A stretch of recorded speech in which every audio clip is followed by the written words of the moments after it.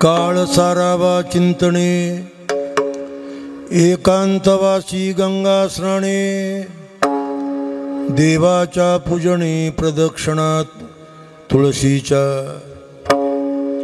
युक्ताहार विहार name इंद्रियासी सार नसावी बासर निद्रा बहुभाषण परमार्थ महादण जोडी देवाचे चरण वावया जतन हे उपाय लाभाचे देह समर्पिजे देवा भार काहीच न घ्यावा होई लाघवा तुका म्हणे आनंद युक्ताहार विहार नेम इंद्रियासी सार नसावी बासर निद्रा बहुभाषण विठाला विठाला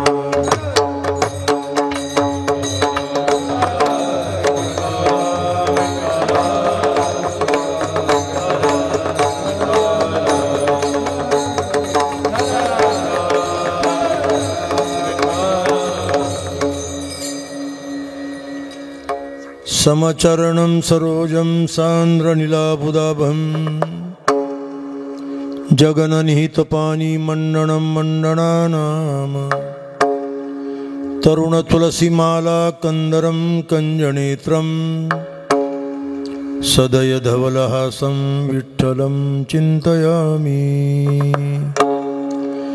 रामाय रामभद्राय रामचन्द्राय वेदसे रघुनाथाय नाथाय सीताया पतये नमः।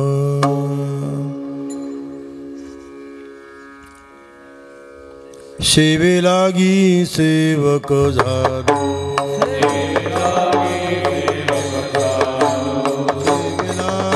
सेवक झालो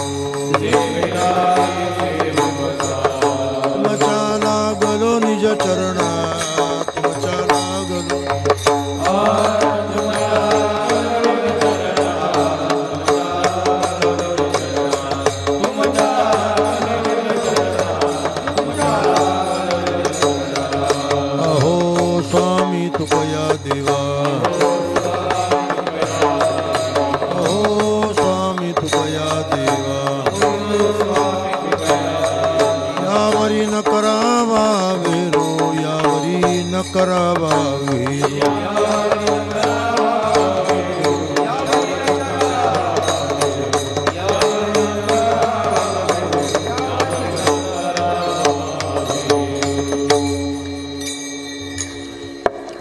जगद्गुरु तुकोबऱ्यांच्या अभंग समितीतील संसार आणि परमार्थ याचा अनवर्थ प्रतिपादन करणारा परंपरेमध्ये अत्यंत प्रसिद्ध आणि प्रासादिक अभंग आज मुद्दाम विवेचनाला मी निवडला। भक्ती संप्रदायाचे एक थोर उपासक आपल्या शेवगे गावचे भूमिपुत्र हरिभक्तीपरायण परमादरणीय आमचे बनाजी महाराज वाकचौरे आणि त्यांच्या धर्मपत्नी सौभाग्यवती शैलाताई, त्यांची कन्या सौभाग्यवती आरतीताई यांनी भगवती नर्मदेला परिक्रमा केली। परिक्रमा हे अत्यंत खडतर व्रत आहे आणि यथोचित योग्य रीतीने त्यांनी ते पार पाडलेलं आहे आणि म्हणून आज त्या व्रताची सांगता, नर्मदेच्या परिक्रमाची अनुष्ठान सांगता म्हणून हा 3 दिवसीय संकीर्तन महोत्सव त्यांचे सुपुत्र आमचे हरिभक्तीपरायण माऊली महाराज त्यांच्याही पत्नी बरं का, म्हणजे दोघांनी मिळून परिवारानं आपल्या मातृतत्वाचा पितृतत्वाचा हा एक प्रकारचा असणारा कौतुक सोहळा या वयामध्ये नर्मदेला परिक्रमा करणं एक तप आहे आणि ते भाग्य त्यांना लाभलं। वास्तविक पाहता संसार आणि परमार्थ ही दोन टोक आहे. काही लोक अशी सद्भावना करतात की आम्ही संसारही करू आणि परमार्थही करू. तुकारामाने अशा लोकांना गाढव म्हटलं. गाढव बर थाप मारी जा अशी. आणि प्रत्येक चरणाला उतरण घेत चला. भक्ती आणि व्यवसाव काला करीतो गाढव. काला करीतो गाढव. भक्ती आणि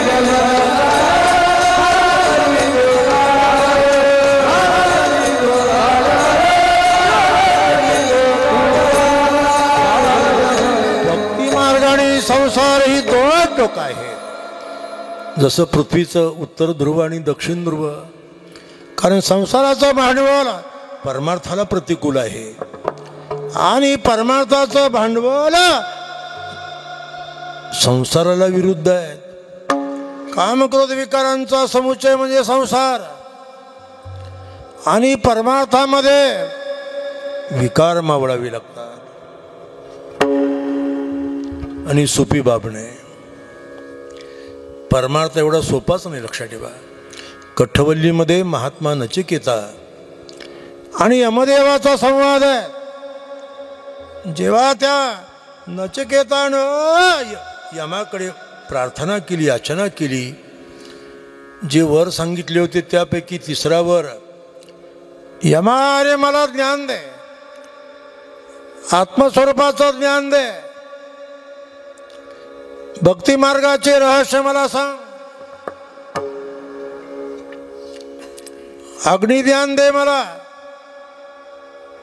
यमाने सांगितलं, नचिकेता बाळा, अरे तुला या सृष्टीचा मी चक्रवर्ती राजा करतो, दुसरं काही माग, पाहिजे ते देतो तुला. आत्मज्ञान भक्ती सोपी नाही बाबा. बर काय. पण नचिकेता हट्टाला पेटला. यमा तुम्ही मान्य केलं, कबूल केले मला वर देण्याचं, मला दुसरं काही नको आहे, मला मोक्ष संबंधी ज्ञान पाहिजे, भक्तीचं रहस्य कळलं पाहिजे. तेव्हा यम त्याची समजूत घालतो, बाळा त्याकरता तुला प्रयत्न करावे लागतील. यमाचा आणि त्या नचिकेताचा जो संवाद आहे तो एका मंत्रात आहे, कठवल्लीमध्ये, कठोपनिषदामध्ये. उत्तिष्ठत जाग्रत प्राप्य वरान्निबोध क्षुरस्य धारा निशिता दुरत्यया दुर्गम पतस्तत् कवयो वदन्ति. परमार्थ मार्ग म्हणजे तलवारीची तीक्ष्ण धार आहे, वस्तारेची धार आहे ती. हे का. उत्तिष्ठत जाग्रत वरान्निबोधात. प्रथमतः तुला सावध व्हावं लागेल, त्याकरता तुला प्रयत्न करावे लागतील. क्षत्रिय ब्रह्मनिष्ठ करुणागड असे जे सद्गुरू आहेत त्यांना शरण जावं लागेल. परमार्थ तसाच आहे.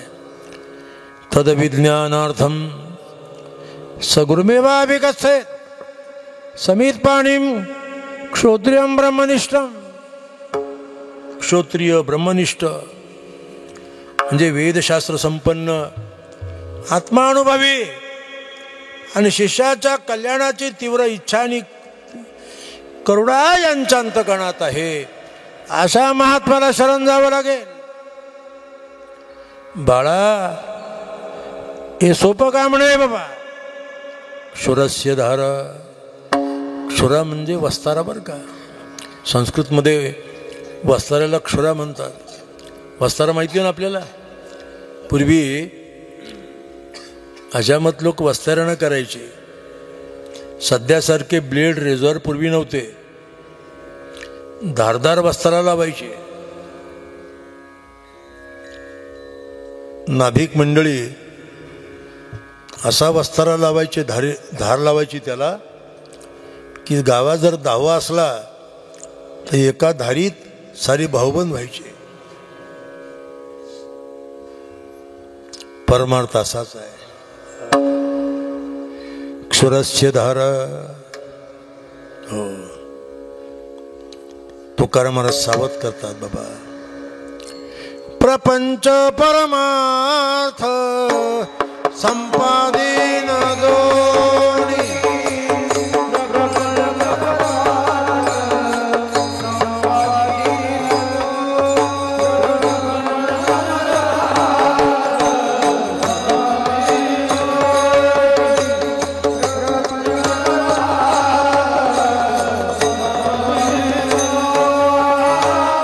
एकही निदानी न घडीच्या, एकही निदानी न घडेच्या. प्रपंच परमार्थ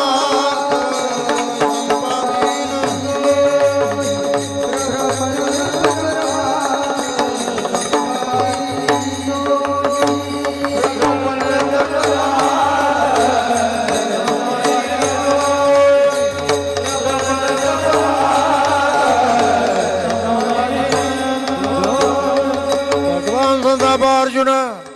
काम एष क्रोध एष रजोगुण समुद्भव महाशनो महापाप विद्यमिह वैरिणम.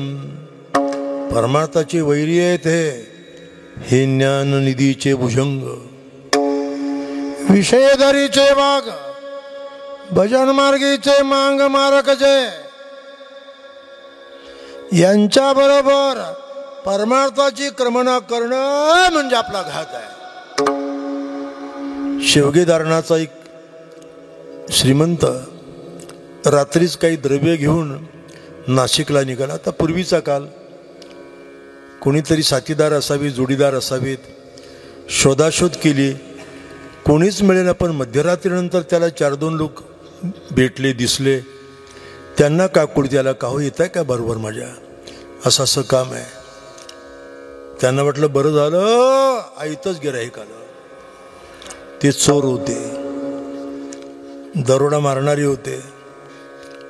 त्यांना बरोबर घेऊन प्रवास करायला लागला. काय घडलं असेल? ठोकण्या घात करतील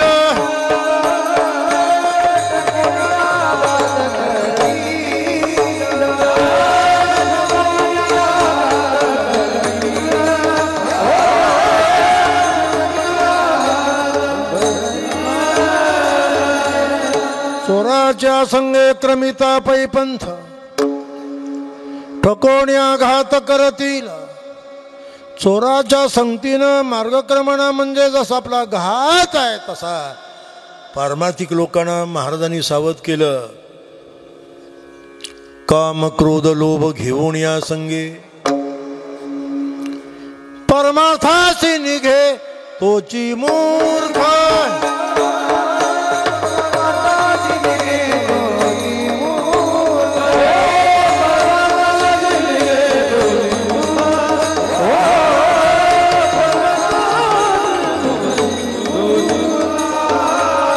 शास्त्रकार म्हणतात नरकाचे 3 द्वार आहेत. त्रिविधम नरकसेदम द्वारम नाशनमात्मन.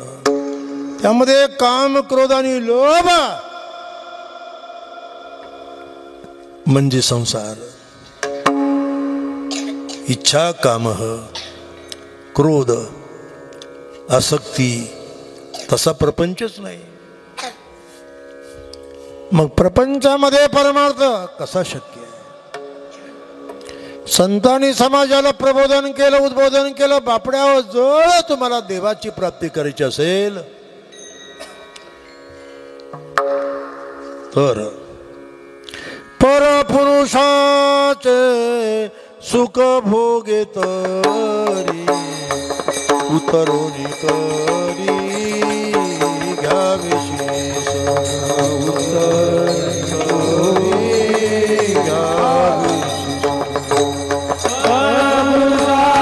परपुरुषाचे सुख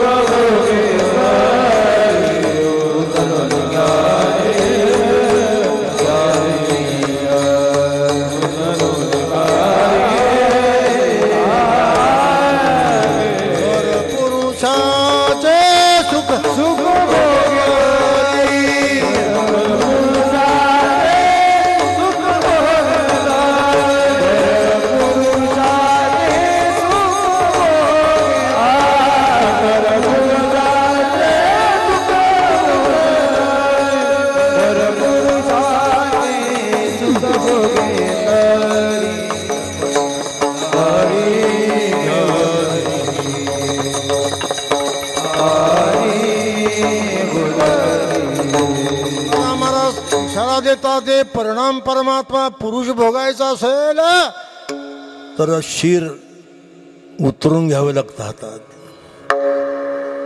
शांती मिळते. उपभोगानं तृष्णा वाढते.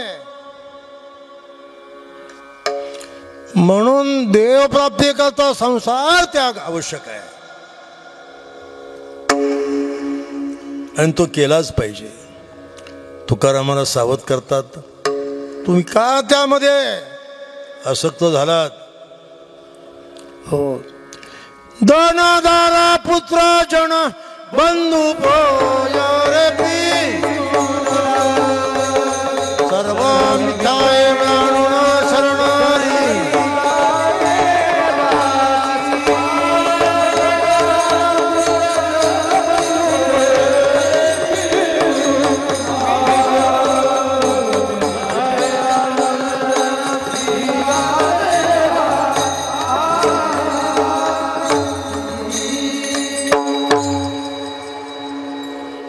तुमचं शास्त्रीय संगीत वेगळं, आमचंही वारकरी संगीत आहे. अवघड कामे लक्षात ठेवा. संसार आणि परमार्थ संतांनी समाजाला प्रबोधन केलं. परपुरुष भोगायचा असेल, परिणाम परमात्मा पुरुष त्याची अनुभूती घ्यायची असेल तर तुम्हाला त्याग आवश्यक आहे.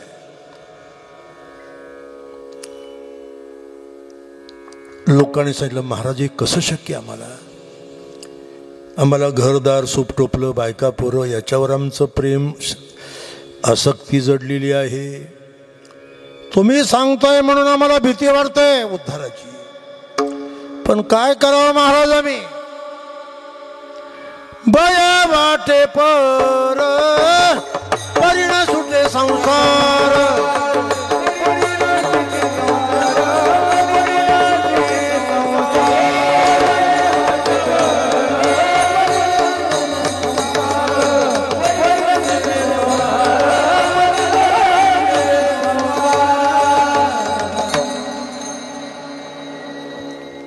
भय वाटे पर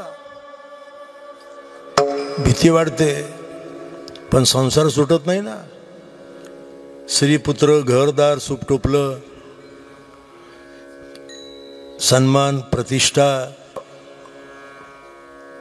आम्हाला सोडत नाही महाराज. काय करावं मग आम्ही? म्हणून दयाळू संतांनी सांगितलं, अरे बाबा हो, काही तुम्ही संसाराचा त्याग करू नका. नका तेजू रांडा पुरी, बांधा सोप्या माडा घरे. काही आवश्यकता नाही. संतांनी समाजाचं अंतःकरण जाणलं. लोकांना उद्धार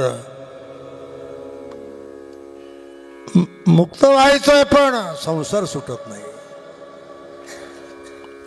महाराजांनी सांगितलं त्याकरता सोपा मार्ग आहे. आता असोनी संसारी, बस प्रपंच असोनी परमार्थ साधावा. भाषा बदलली. काय केलं असता आम्हाला संसारात देव मिळेल? मग हे सांगण्याकरताच आजचा अभंग आहे. काळ सारा वाचिंतने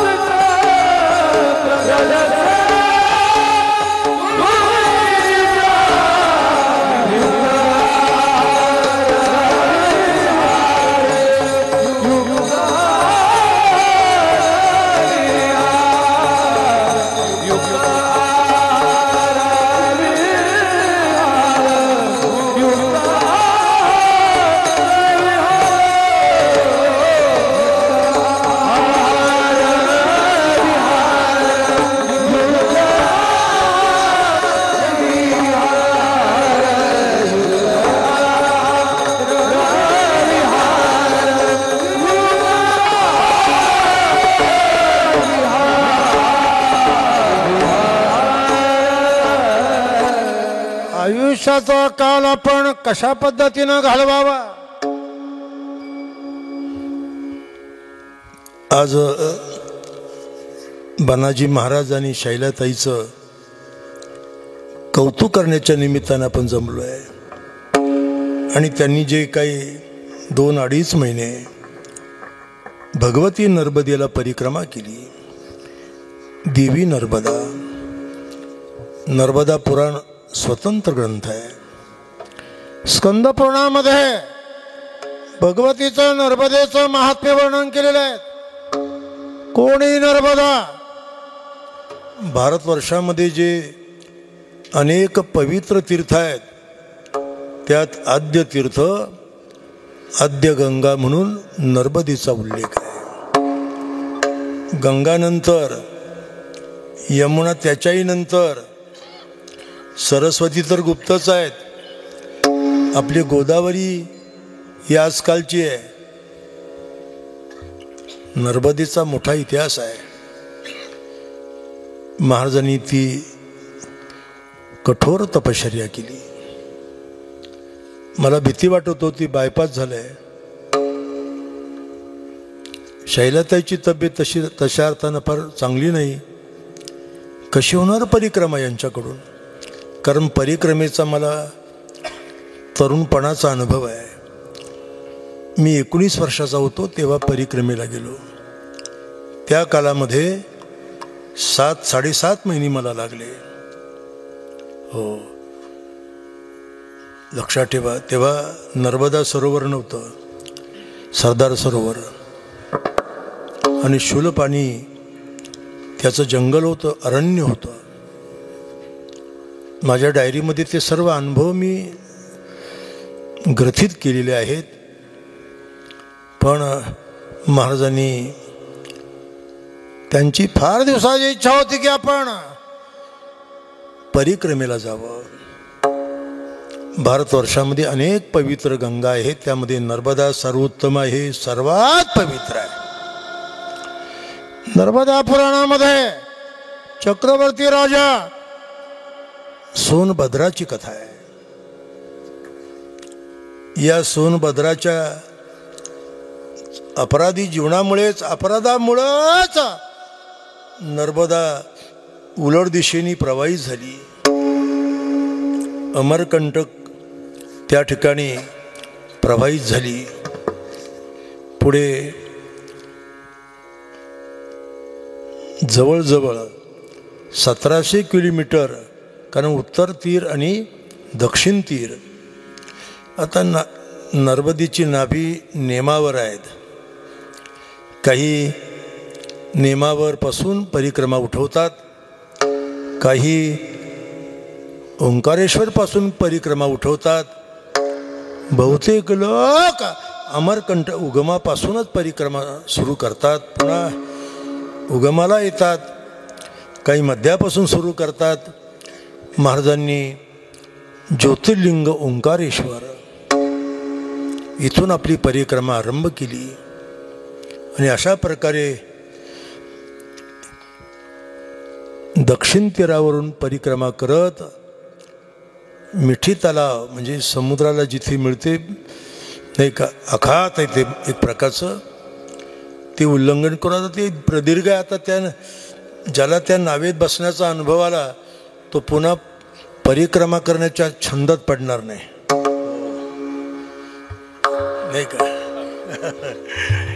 ठीक आहे. जशी गोदावरी आपली, गोदा तटी निर्मळी, देवदेवीची रावळे, संत महंत मिळे दिवस जाय सुखाचा, तसा नर्मदेच्या दोन्ही तीरावर अनेक ऋषीमुनी आहेत. त्या ऋषीमुनींची त्यांच्या चरण जिथे लागले, तपश्चर्या जिथं त्यांनी केली, साधना जिथं केली, त्या ठिकाणी निवास मिळतो. ठिकठिकाणी अन्नसत्र आहेत. आता पूर्वी नव्हतं तसं. पूर्वी सातूचं पीठ नारळाच्या वरवंटीमध्ये कालवून कुठेतरी गरम करायचं आणि खाऊन टाकायचं परिक्रमावासियानं. कारण मामा लोक काही जवळ काही ठेवत नव्हते. शुलपाणी जंगलातले मामा, त्यांना परिक्रमावाशी मामा म्हणायचे, पण त्यांना काही दयामाया नव्हती. ते फक्त लंगोटीच ठेवायचे, सर्व घ्यायचे एक प्रकारचे. ठीक आहे, सुखरूप रीतीनं आनंदानं त्यांनी परिक्रमा परिपूर्ण केली. आणि ज्ञानेश्वर माऊलींच्या मनात आलं की काहीतरी आपण या निमित्तानं उत्सव करावा. आता मी पण फार अडचणीत आहे. तसं आता प्रयागवरून आलो आहे, 3-4 दिवस झालेत. प्रयागमध्ये गंगा यमुना सरस्वतीच्या त्रिवेणीवर महाकुंभ भरलेला आहे. मकर संक्रांतीला पहिलं शाही स्नान आम्ही केलं. तिथे वारकरी पंथ नव्हता पूर्वी. 1991 वारकरी संप्रदायाचा तिथे प्रवेश झाला. आणि अशा पद्धतीने मोठी परंपरा आहे. प्रयागचा कुंभ म्हणजे महाकुंभ आहेत. 50 मैलामध्ये कुंभग्राम. कल्पना करवत नाही. 5 लाख नागा संन्यासी आहेत. 2-2.5 लाख जापनीज, अमेरिकन, परराष्ट्रातील अनेक अशा प्रकारचे त्यांनी संन्यास घेतलाय, बैराग घेतलाय. कुंभमेळ्यात आले ते. पहिल्या स्नानाला 4 ते 5 कोटी लोक होते. आता आम्ही शाही स्नानाला निघालो पहाटे 3:30ला आणि संगमावर पोहोचलो संध्याकाळी 3ला. किती लोक असतील? जपी तपी संन्याशी, त्यांच्या जटा 100 फुटाच्या जटा, त्यांचे नेत्र, त्यांचे होठ. पोया एक विलक्षण विषय लक्षात ठेवा. कुठून आले, कशा पद्धतीनं त्यांचा नित्यक्रम आहे, काही कळायला मार्ग नाही. ते काय खातात, कधी झोपतात, काही लक्षात येत नाही. माझ्या देखत 200-250 संन्यासी नागा प्रभामध्ये गंगेमध्ये उतरलेत त्रिवेणी संगमात. मी तुकाला म्हटलं, तुका तोही बरोबर होता माझ्या. किती गेले असतील, किती लोक आहेत ते. बाहेर पाहिलं तर कमी लोक दिसले मला. गेले कुठे एवढे लोक, कुठे समजायला मार्ग नाही. विलक्षण आहे एक प्रकारचा. कोणी पंचाग्नी साधन करतायत, कोणी एका पायावर उभे आहेत, कोणी एक हात वर करून उभा आहे. काही त्यांना आसक्ती नाही, कुणाशी बोलत नाही, संवाद करत नाही, कुणाकडे दृष्टीनं सुद्धा पाहत नाही. लोक आनंद घेण्याकरता येतात. आता 29ला दुसरी पर्वणी, मौनी अमावस्या, आणि मला पहाटेच निघायचं आहे. पहिलं फ्लाईट पकडून प्रयागमध्ये जायचं आहे मुंबईवरून. विलास नव्हता. आता पौषवारी चुकता कामा नाही. आता पौषवारीचा नियम आहे आमचा. निवृत्तीनाथ महाराजांचा आम्ही वारकरी असल्यामुळे तो नियम चुकवणं आम्ही अपराध मानला. नियमानं टळे निर्धारी. एकादशीला 4 कीर्तनं केली, दशमीला 1 कीर्तन, आणि आता 3:30 ते 5:30 आणखी टाईम वाढला. संत निवृत्तीनाथ महाराजांच्या पुढे चिंचेखालचं कीर्तन, परंपरेचं कीर्तन आहे. स्वानंद सुखनिवासी सद्गुरुवर्य जोग महाराज करायचे, स्वामी महाराज करायचे, बंकट स्वामी मामासाहेब करायचे. त्याच्यानंतर लक्ष्मणबाई इगतपुरीकर कीर्तन करत ती चिंचेखालचं. त्याच्यानंतर कदम माऊली खेडल्या झुंग्याची बरं का. त्याच्यानंतर जगन्नाथ महाराज पवारांनी अनेक वर्ष ती सेवा केली. आणि जेव्हा संस्थान सार्वजनिक झाला निवृत्तीनाथ संसार, तेव्हा जगन्नाथ महाराजांनी सांगितलं, आता मी सेवा करत नाही, ही सेवा तुम्ही करायची. 31 वर्ष ती परंपरा मी चालवतोय. खरं तर ते कीर्तन करण्याकरताच मला प्रयागहून यावं लागलं. परंपरा विखंडित नको. ते कीर्तन आटोपलं आणि इथे आलो. इथून आता पुन्हा संत कुट्यावर जायचं आणि पहाटे उठून मुंबई आणि तिथून फ्लाईटनं प्रयागमध्ये. प्रचंड लोक त्या ठिकाणी आहेत. योगी आदित्यनाथ आणि तिथल्या प्रशासनाचा असा भाव आहे की असा करे 29च्या स्नानाला भारतातून नवी भारत आणि भारताच्या बाहेरून कमीत कमी 20 ते 25 कोटी भाविक स्नानाला येण्याची शक्यता आहे. संन्यासाचे 7 आखाडे, बैराग्यांचे 3, उदासी परंपरेचे 2, निर्मल 1. आता हे आखाडे कसे तयार झाले ते सांगत बस नाही तुम्हाला मी. पण शैव परंपरे आद्य शंकराचार्यांनी दशनाम संन्यासाचे 6 आखाडे केले. गिरी, पुरी, भारती, वन, आनंद आश्रम, सागर, पर्वत, तीर्थ आणि सरस्वती. 4 आमनाय स्थापन केले. पूर्वामनाय, दक्षिणामनाय, उत्तरामनाय आणि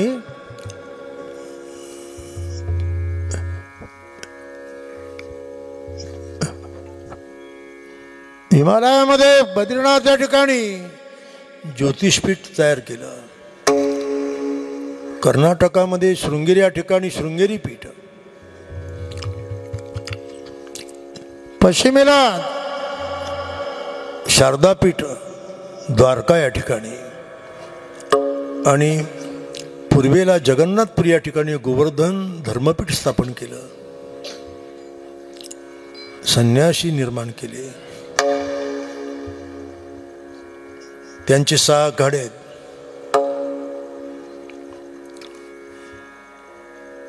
अग्नि आखाडा बाल ब्रह्मचारी संन्याशांचा आहे.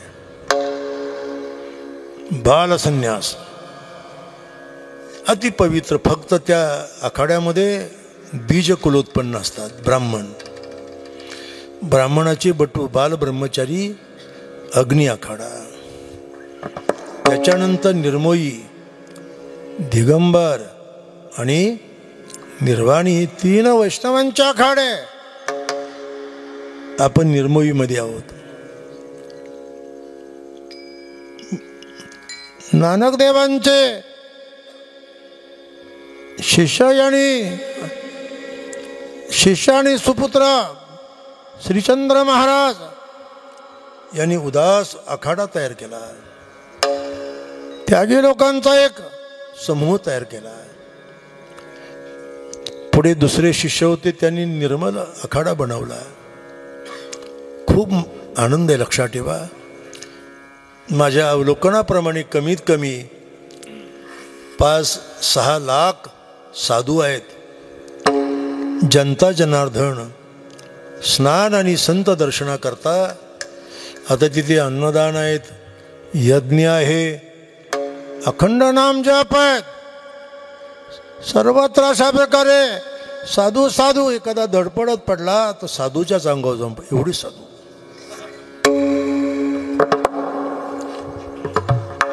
पण लक्षात ठेवा, आपण सेवा म्हणून या ठिकाणी आज मलाही उपस्थित राहता आलं. आमचे हरिभक्तीपरायण बानाजी महाराज आणि माझं पारमार्थिक जीवन एक अनुबंध आहे. आणि म्हणून खरं तर त्यांचा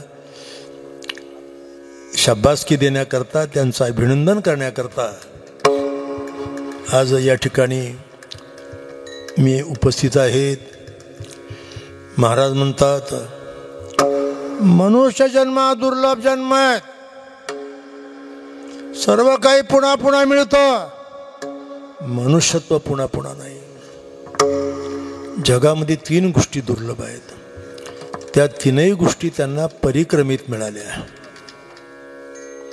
दुर्लभम त्रयमेवैतत् देवानुग्रहीतुकं मनुष्यत्वं मुमुक्षित्वं महापुरुष संश्रयः। पहिली बाब असे की मनुष्य जन्म दुर्लभ आहेत, दुर्लभो मानुषो देव देहिनाम क्षणभंगुरा। भागवतकार शुकदेवजी म्हणतात मनुष्य जन्म दुर्लभ आहे। लोकांचा समज आहे की मनुष्य मेला की पुन्हा मनुष्यच होतो, ऊस लावला की ऊस, गहू पेरला की गहू, हरभरा पेरला की हरभरा, माणूस मेला की पुन्हा माणूस। पूर्वी म्हातारी माणसं गमती करायची, नातू पण तो त्रास द्यायला लागला की गावातल्या भटजीला जाऊन विचारायची, आणि तोही बावळा सांगायचा आजोबा आहे, पंजोबा आहे, खापर पंजोबा आहे। एवढी सोपी बाब आहे का ती? भारतीय तत्वज्ञानामध्ये पूर्वजन्म आहेत, पुनर्जन्म आहेत आणि परलोक आहेत। कंतितेन करा होणे गाढव कुतरा, होणे गाढव कुतरा, गाढव कुतरा। कंतितेन करा होणे गाढव कुतरा, होणे गाढव कुतरा,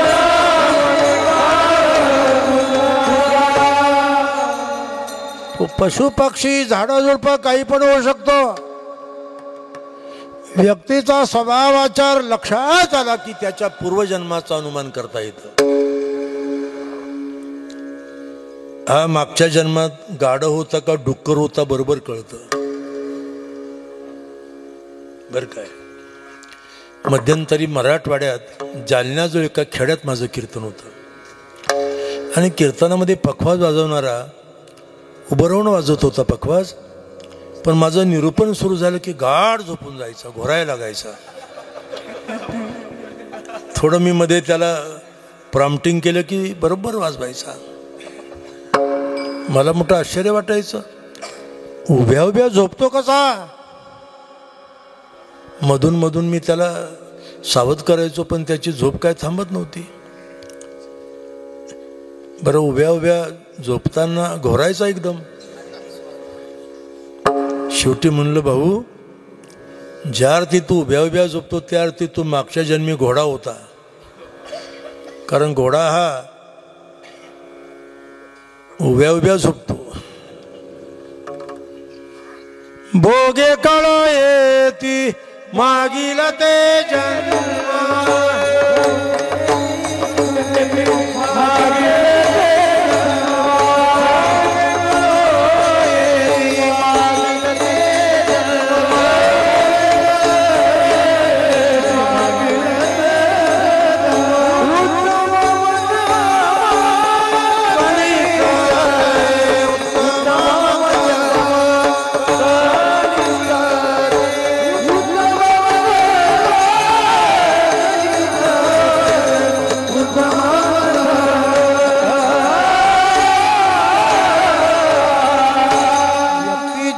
चार विचार उपभोगावरून पूर्वजन्माचं अनुमान करता येतं। खरं आहे ते।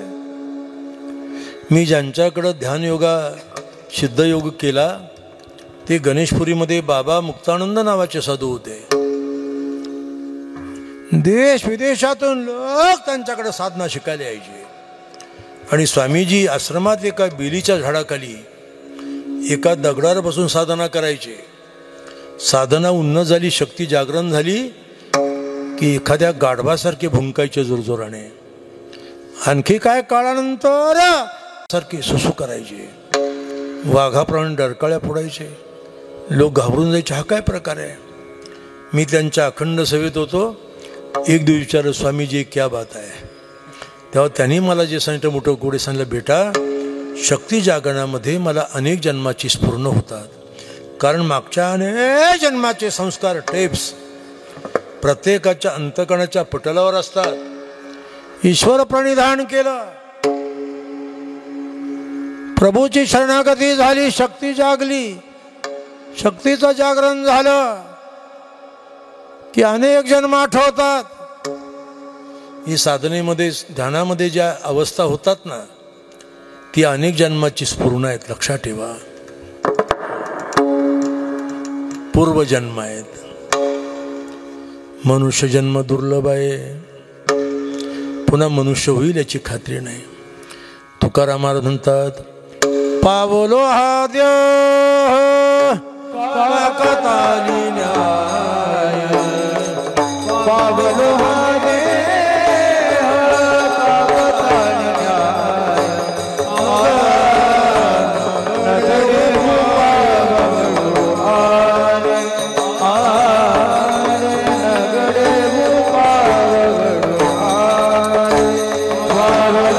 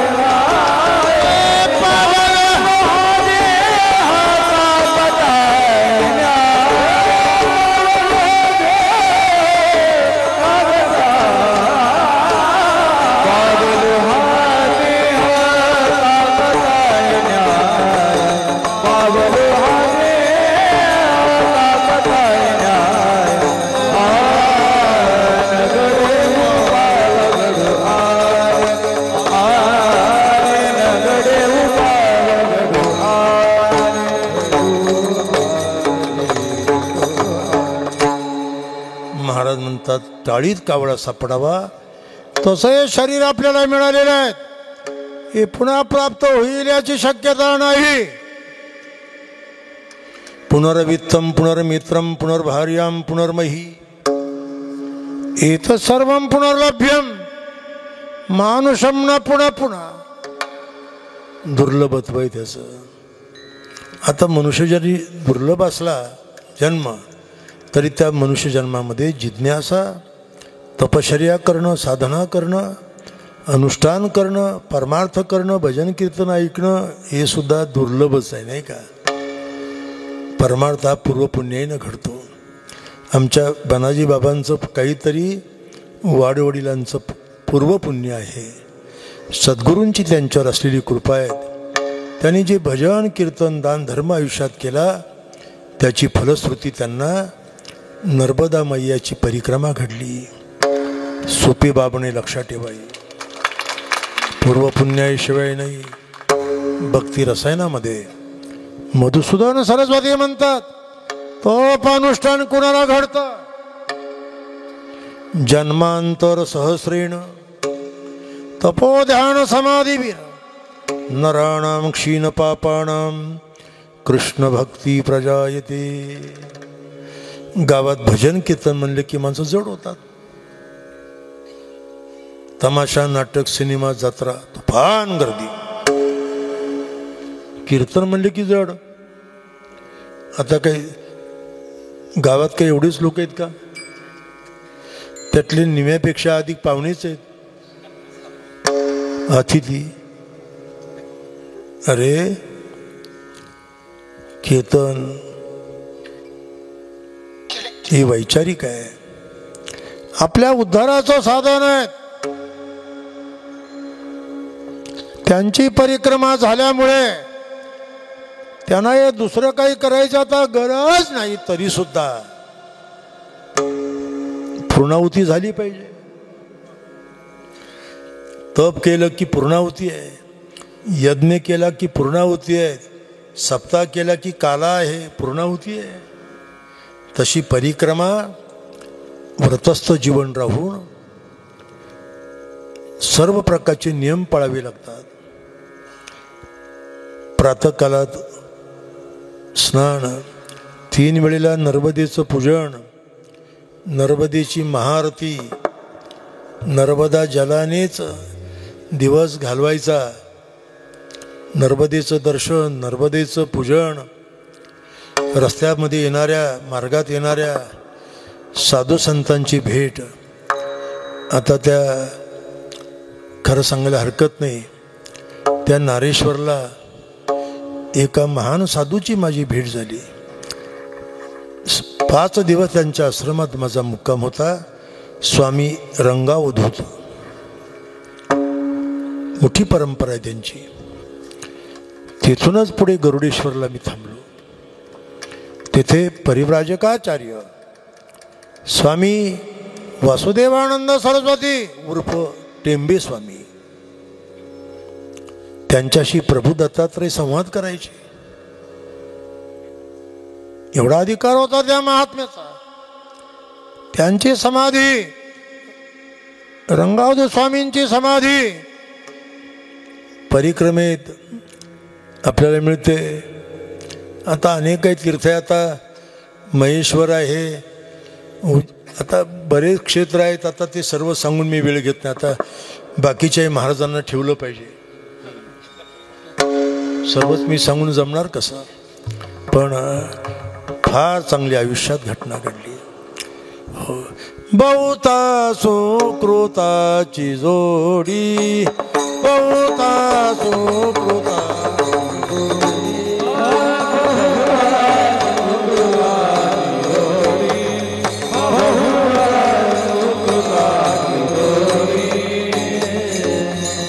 काहीतरी सुकृत असल्याशिवाय हे घडत नाही.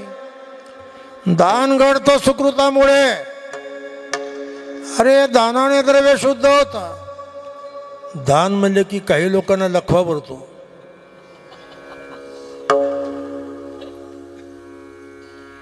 कीर्तन म्हणले की जड, किती जड, चौघाने उचलावेत की जड. कीर्तनाची जाता तुझी जड झाली माती,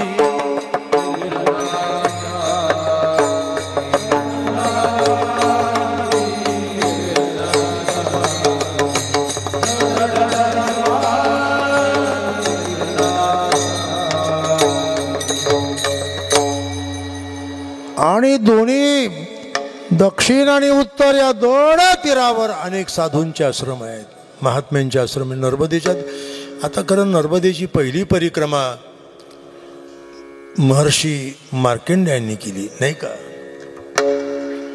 परिक्रमेचा मार्ग त्यांनी दाखवला. खरं तर पक्की परिक्रमा करण्याकरता 3 वर्ष 3 महिने 10 दिवस लागतात. विधिवत परिक्रमा. कारण नर्मदेला अनेक नद्या येऊन मिसळतात, प्रवाह येऊन मिसळतात. तो प्रवाह काही ऋषींनी ओलांडत नाही. जिथून तो प्रवाह आला तिथे परत जायचं, त्याला वळसा घालून पुन्हा तिथे यायचं तीरावर. आता हे काय सोपं काम आहे का. पण 6 महिन्यात 3 महिने 2 महिने 2.5 महिने असे, आता ज्याचं त्याची जशी कपॅसिटी असेल तशी. महाराज शैलाताई आरतीताई यांनी खरोखर निग्रहपूर्वक अनुष्ठानपूर्वक आपली तपश्चर्या पूर्ण केली. कौतुक करण्याकरता चालू आहे आपण. हे कौतुक वाटे झाली आवेत, कौतुक वाटे झाली आवेत,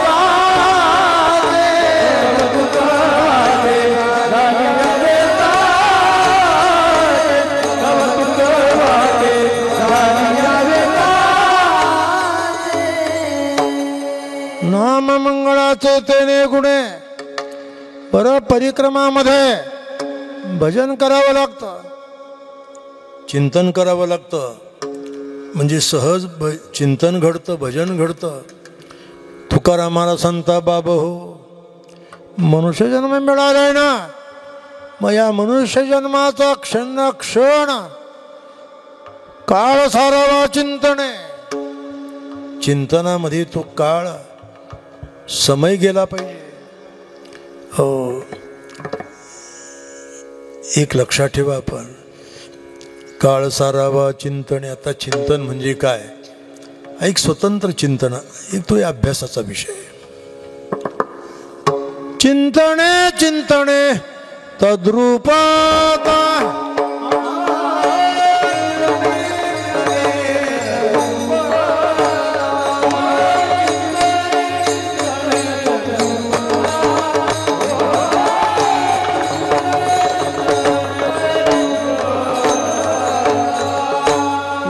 ईशावास्य उपनिषदामध्ये चित्त शब्दाची उत्पत्ती म्हणताना चित्तम चिद्विजानीयात तकारहितम यदा,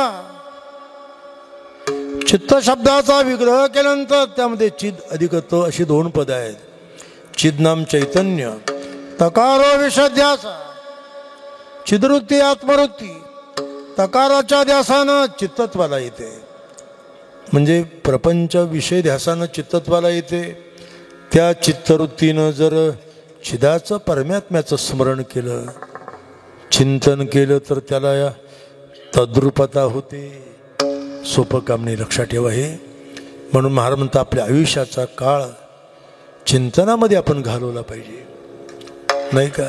आपण आपल्या आयुष्याचा काळ कुठे घालवतो? काही लोकांना तर चिंतनापेक्षा सकाळी उठले का जिभेच्या खराट्यानं साऱ्या गावातील गटारी साफ करतात. आणि जगाची निंदा करण्यापेक्षा ईश्वराचं आपण प्रणिधान करा. निंदा फार वाईट बाबा.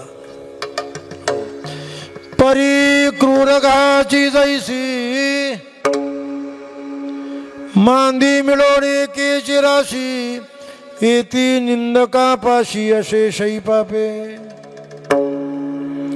व्याली निंदा दुरित आहे, निंदा ही पापाला फसवते. म्हणून आपल्या चित्तवृत्तीनं त्याचं चिंतन करावं असं महाराजांनी आपल्याला सूचित केलं. काळ सारावा चिंतनी एकांतवाशी.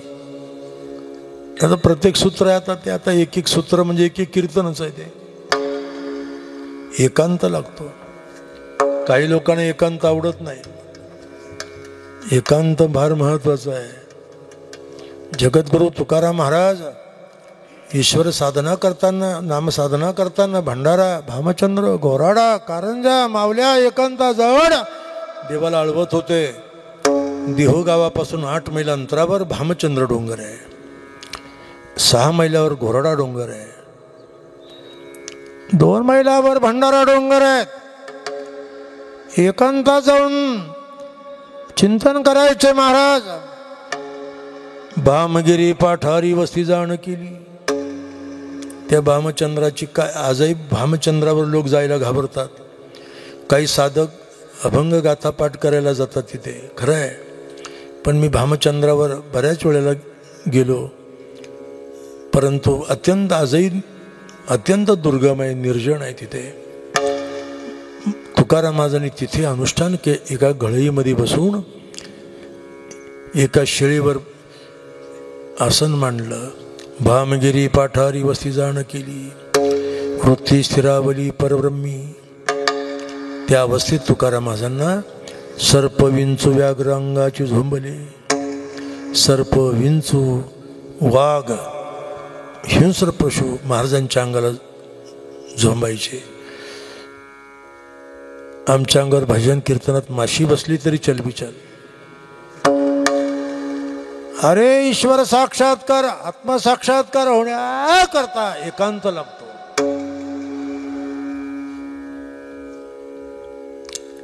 पंधरा दिवस माझी साक्षात्कार झाला.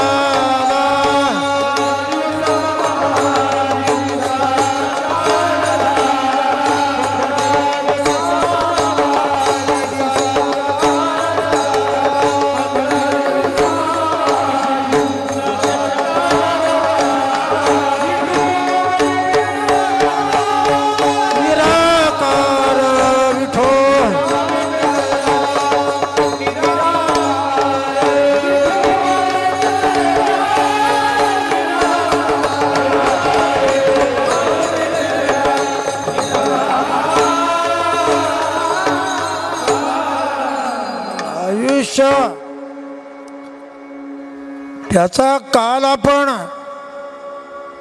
चिंतनामध्ये एकांत अवस्थेमध्ये घालवावा.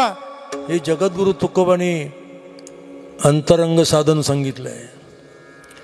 परमार्थ हा अंतरंगातून करावा लागतो. नामदेवै खरी चित्त धावे विषयावरी. कैसे होत आहे स्मरण, स्मरणा माझे विस्मरण. ते भजन नाही, तालास्वरातलं गाणं हे भजन ठरत नाही, आता ते उपांग आहे. भजनाकरता एकांत लागतो, भजनाकरता एकाग्रता लागते. भजन म्हणजे भजसेवायाम भज भजती जातोय. आत्मा साक्षात्कारा तुकोबांनी भजन केलं आणि लोककल्याणाकरता कीर्तन केलं.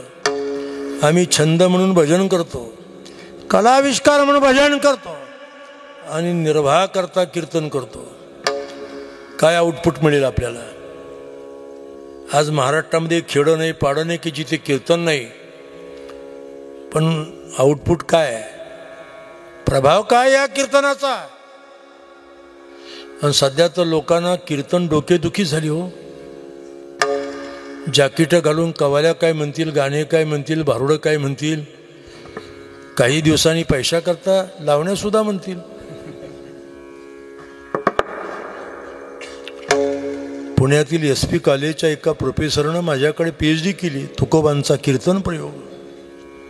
तुका प्रेमी नाचे गाय, गाण्यात विरवणी जाय, बोल नायके कोणाचे, कथे नागवाची नाचे. काय अवस्था असेल तुकोबांची.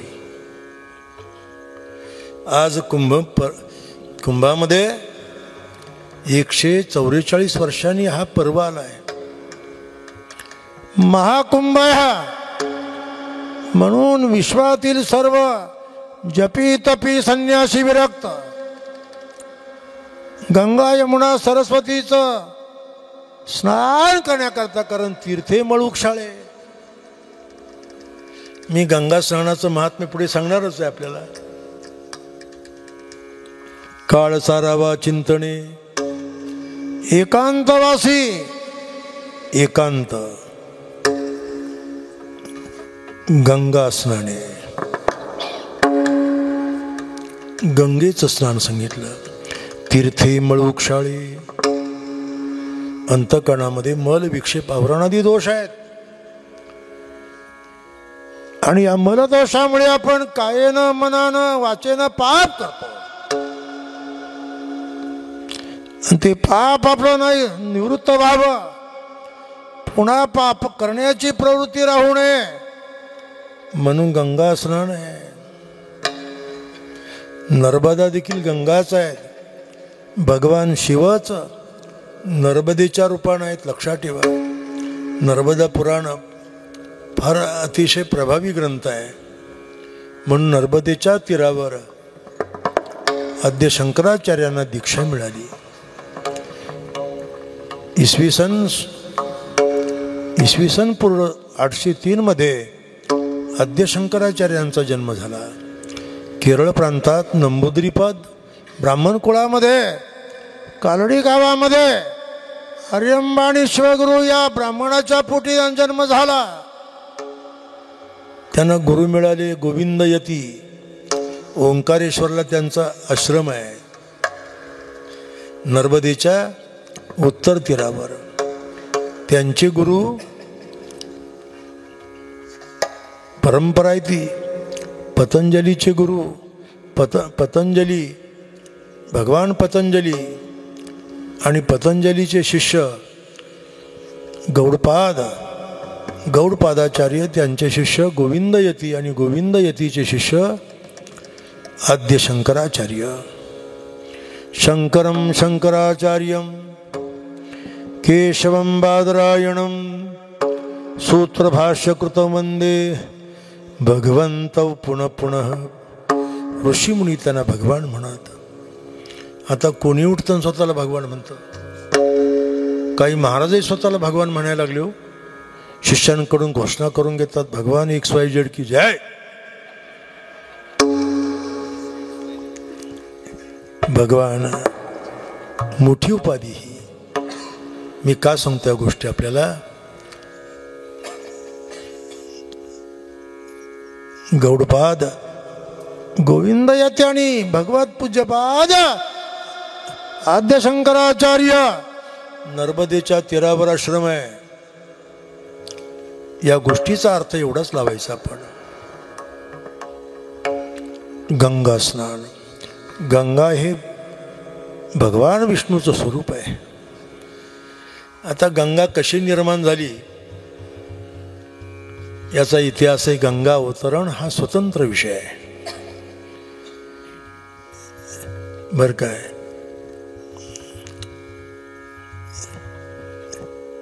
महर्षी नारद ही सामगायन करायची. 4 वेद आहेत, ऋग यजु साम अथर्व. त्यामध्ये साम याच्यामध्ये भारतीय संगीत आलेलं आहे. अनेक देवतांना अळवलं जायचं.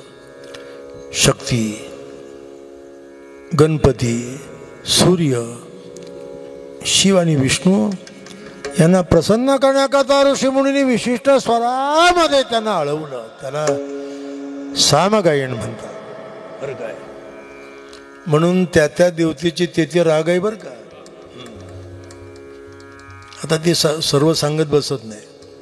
मला तरी काय माहिती, पण मागच्या पिढीमध्ये गायनाचार्य माधोबा सुकाळे होते आणि मृदंग महर्षी बाबुराव गुरुजी डवरी ते आमच्या घरी यायचे. त्यांनी अनेक ठेवणी मला शिकवल्या.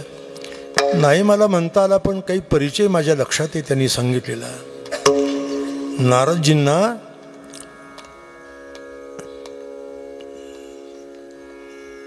असं वाटत होतं की माझ्यासारखा गायक मीच आहे,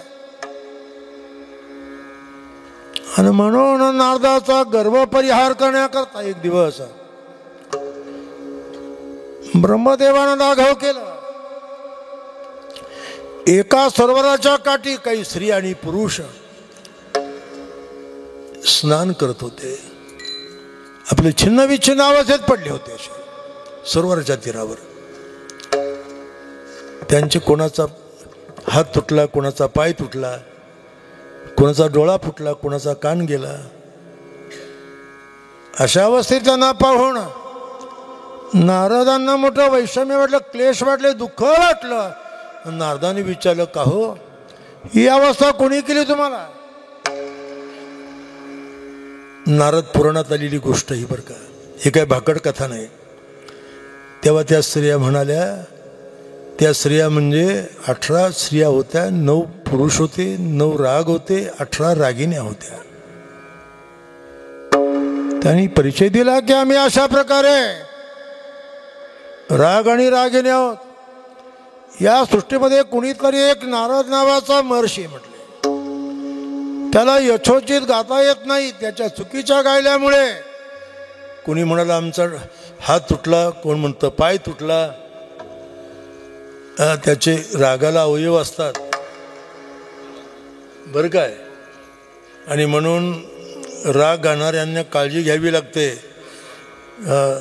संपूर्ण राग गाताना, रागिनी गाताना कुठल्याही रागाचा, रागिनीचा कुठलाही अवयव तुटू नये आपल्याकडून. आणि त्याच्या गायल्यामुळे आम्हाला शावत झाली. कोणाचा नाक, कान, डोळा, हात, अवयव आमचे तुटून गेले हो. नारदाने ते ऐकलं. नारद भयभीत झाले हो. जो नारद म्हणता तो नारद मीच आहे. माझ्याकडून अपराध घडला, मी काय करू तुम्हाला पूर्वत अवस्था होण्याकरता? सर्वांनी सांगले एकच उपाय, जर भगवान विष्णूनं श्री नावाचा राग गायला तर त्यामुळे आम्हाला पुन्हा आमची अवस्था निर्माण होईल, पूर्व अवस्थाच आमची निर्माण होईल, पूर्वीसारखी आम्ही हो. म्हणजे ठीक आहे, पण म्हटले मी गायला तयार आहे हो. भगवान विष्णूकडे गेले, आपलं शिवाकडं. शिवाला प्रार्थना केली की आपण श्री नावाचा राग गावा. माझ्याकडून अपराध घडलाय. राग आणि रागिण्या छिन्न विछिन्न झाल्यात, त्यांना पूर्ववत अवस्था होण्याकरता हाच एवढाच मार्ग आहे. भगवान शंकर म्हणाले ठीक आहे बाबा, पण माझं गायन ऐकण्याकरता कुणीतरी श्रोता पाहिजे ना. आता वक्ता पुष्कळ चांगला बोलावला आणि श्रोते जर लायकीचे नसतील तर रागाला दाद देणारी लोक पाहिजे. आता किती सुंदर आपले शिवराम महाराजांनी गायलं, आपण काय दाद दिली त्यांना? म्हणून वक्तारम किम कर्षती श्रोता यत्र न विद्यते नग्न क्षपणके देशे रजका किम कर्षती. नीतिशास्त्रकार म्हणतात दिगंबर आखाड्याचं गाव आहे, तिथं धोबी काय कामाचा. तसं श्रोता वक्तारम किम कर्षती श्रोता यत्र न विद्यते. माझं गायन ऐकण्याकरता जर भगवान विष्णू येणार असतील तर मी अवश्य गातो. म्हणून नारदजी विष्णूकडे गेले, भगवान अपराध घडलाय, तुम्ही श्रोते म्हणून चला, भगवान शंकर गाणार आहे.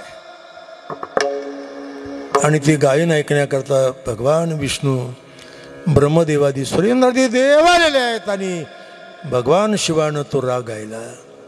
पण त्या रागाचा प्रभाव असा की भगवान विष्णू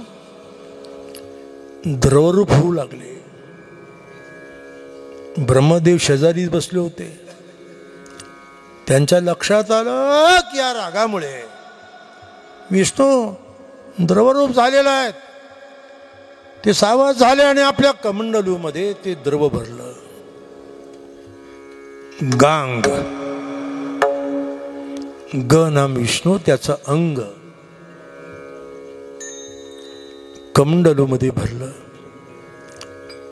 आणि नंतर काय करावं म्हणून भगवान शिवाला विचारलं, प्रभून ते विष्णूचं जे अंग आहेत गांग म्हणजे गंगा, आपल्या जटेमध्ये धारण केली. पुढे राजा भगीरथा करता पुन्हा ती अवतरण झाली. नाही का, मोठी कथा आहे भगीरथाची. श्रीमद भागवतामध्ये गंगा अवतरण नावाचं प्रकरण आहे. आता मलाही वाटतं भागवत सांगावं, शिवपुराण सांगावं, काही कथा सांगाव्यात, पण मी काही कथेकरी नाही. नव्हे पुराणिक करणे सांगणे आनिक.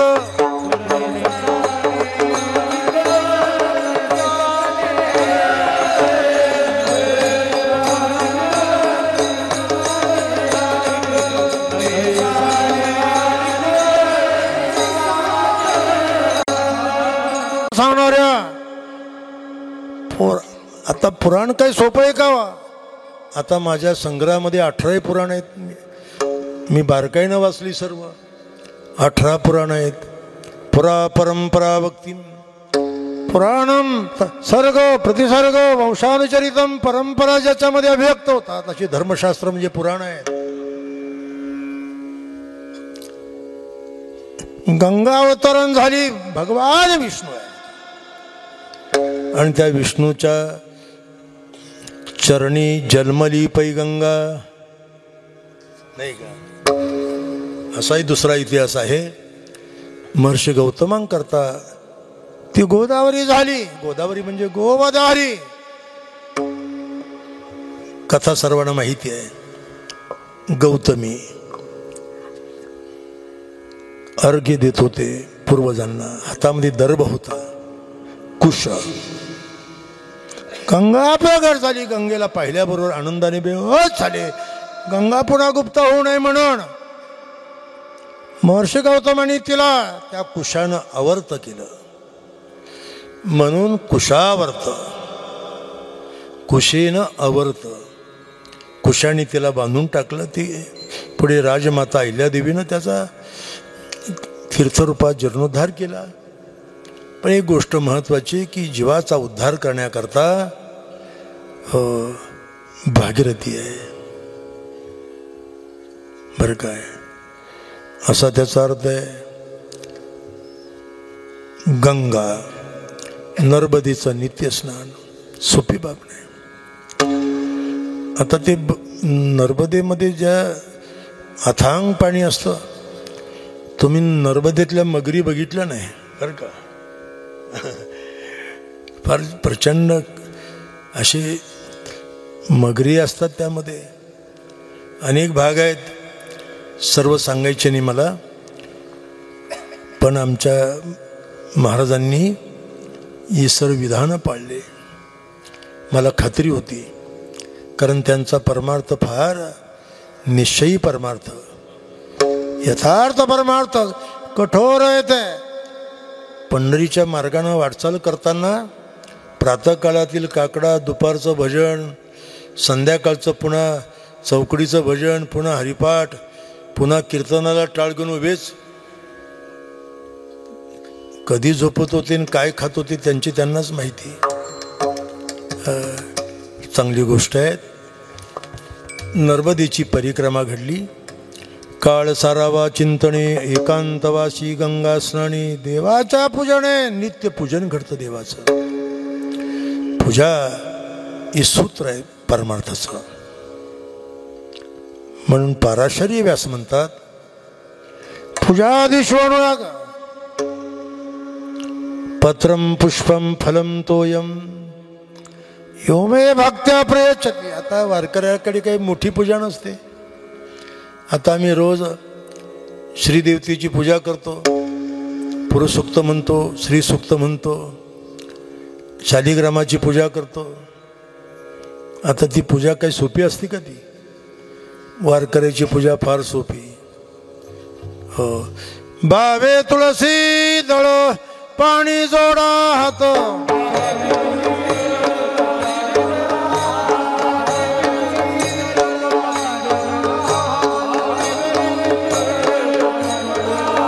म्हणावे पतित वेळा वेळा,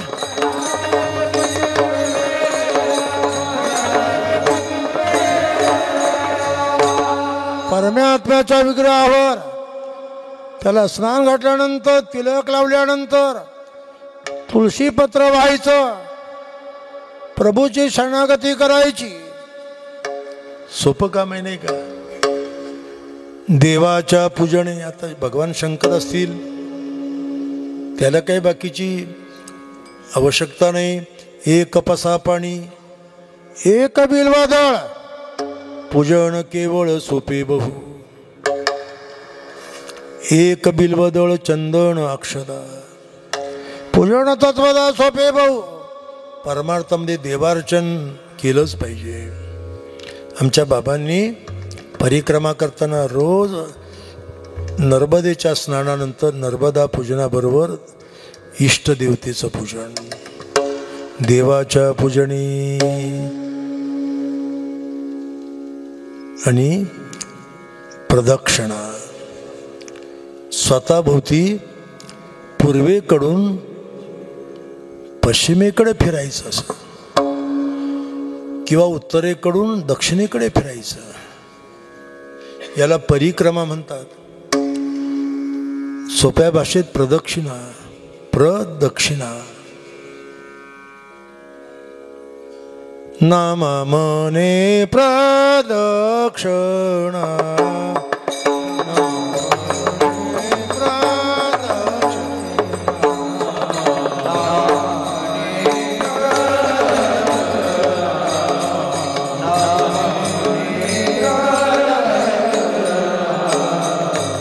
त्याच्या पुण्या,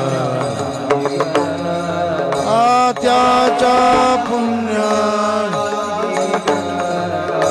त्याच्या पुण्यानं दृष्टी पडता.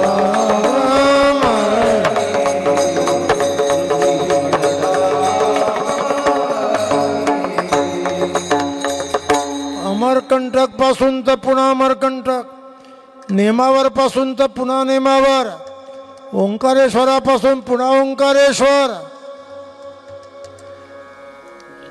अशी परिक्रमा करणं नाही का? डावीकडून उजवीकडे परिक्रमा. आता धर्मशास्त्रात परिक्रमेचं मोठं महत्त्व आहे. सांगायला वेळ नाही मला, पण अधिदैविक अधिभौतिक आध्यात्मिक क्लेश जाण्याकरता पापग्रह, क्रूरग्रह, दुष्टग्रह, भूत प्रेत पिशाच अघोर शक्तीपासून साधकाचा बचाव करते, संरक्षण करते नर्मदा देवी. म्हणून दररोज नर्मदेचं स्मरण करावं लागतं. नर्मदा अष्टक आहेत आद्य शंकराचार्यांनी रचलेलं, नाही का?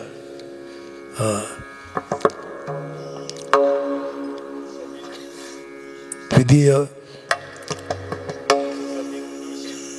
असं नर्मदा अष्टक आहेत. त्याचा रोज अशा प्रकारे त्या मंत्रानं तिचं स्मरण करणं. नमामि देवी नर्मदे. कोणी फोन केला, संपर्क साधला तर पहिल्यांदा म्हणायचं नर्मदे हर, नर्मदे हर. महाराज नर्मदेला गेले, परिक्रमाला गेले. मला बरं वाटलं, पण संपर्क साधावा म्हणून फोनच लागला नाही हो. म्हणून माऊलीला विचारलं, माऊली काय भानगड आहे? महाराज फोनवर संपर्क नाही म्हणले. बाबा त्यांचा नंबर वेगळा आहे. दुसरा तोही नंबर लागला नाही. शेवटी महाराज बोलले, आता 5-6 दिवसात माझी नर्मदा परिक्रमा पूर्ण होणार आहे आणि मी जन्मभूमीला येणार आहे. फार चांगली गोष्ट आहे बघा. प्रदक्षिणा तुळशीच्या, प्रदक्षिणा तुळशीचं पूजन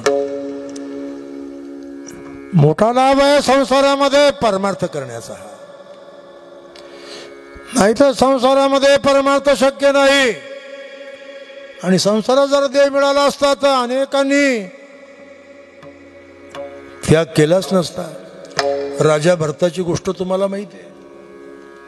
आपल्या देशाचं नाव भारत आहे, पण त्या भरत देशाचा चक्रवर्ती सार्वभौम राजा भरत सर्वस्वाचा त्याग केला. अंतकरणात त्याला वाटलं ईश्वर मिळाला पाहिजे, देव मिळाला पाहिजे. ऋषीमुनींनी सांगितलं राजा तुला त्याग करावा लागेल, म्हणून सर्वाचा त्याग केला. तर राजा भरताचं ऐश्वर काही नाशिक जिल्हा होता का सिन्नर तालुका पर्जन्य छायेचा? 18 भार वनस्पती फळे फुले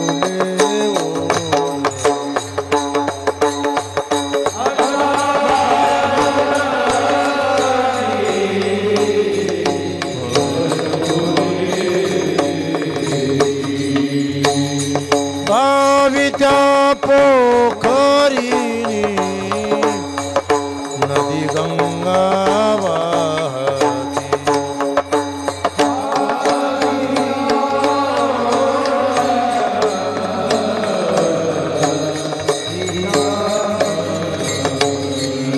माझ्या घरी कुल स्त्रिया राज्य राणी व संपती.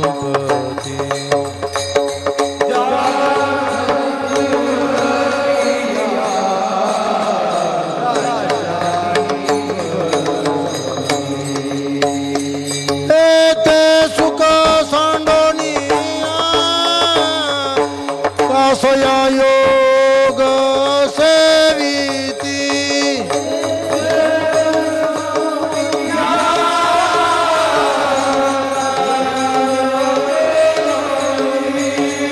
परिये दे मदान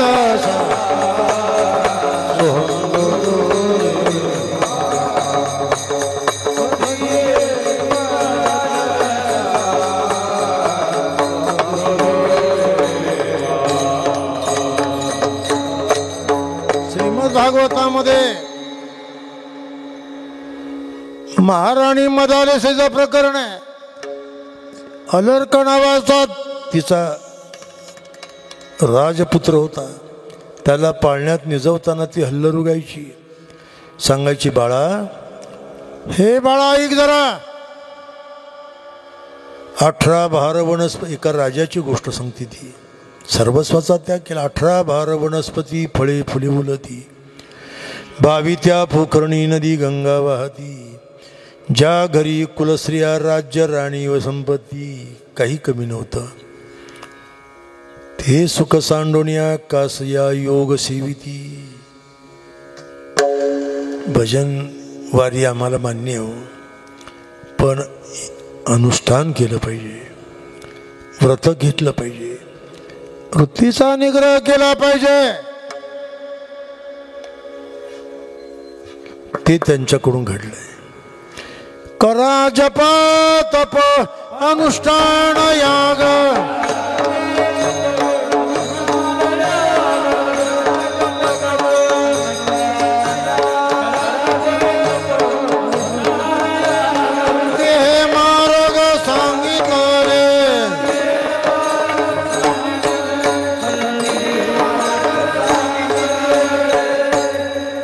आत्मोद्धारा करता, ईश्वर प्राप्ती करता संत ऋषींनी हे मार्ग सांगितलेले आपल्याला. एका भ्रामकाने कल्पित मार्ग नाही नर्मदेला परिक्रमा करणं. पूर्व पुण्याईनं, आईबापांच्या पुण्यानंच मनुष्य नर्मदेला परिक्रमाला जाण्याकरता प्रवृत्त होतो.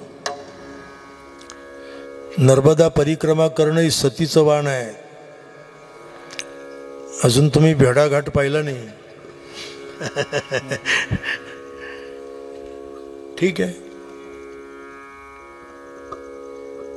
काळ सारावा चिंतने, एकांतवाशी गंगा देवाच्या पूजने, प्रदक्षिणा तुळशीच्या. खरं तर परमार्थामध्ये काही निर्बंध आहेत. युक्ताहार विहार बर काय, नेम इंद्रियासी सार, नसावी बासर, निद्रा बहुभाषण. आता या प्रत्येक पदाचा स्वतंत्र विचार आहे हो. युक्त आहार आणि विहार.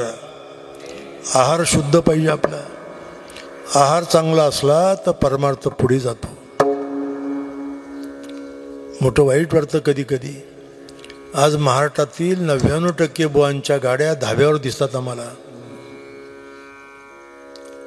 आहार शुद्ध नाही.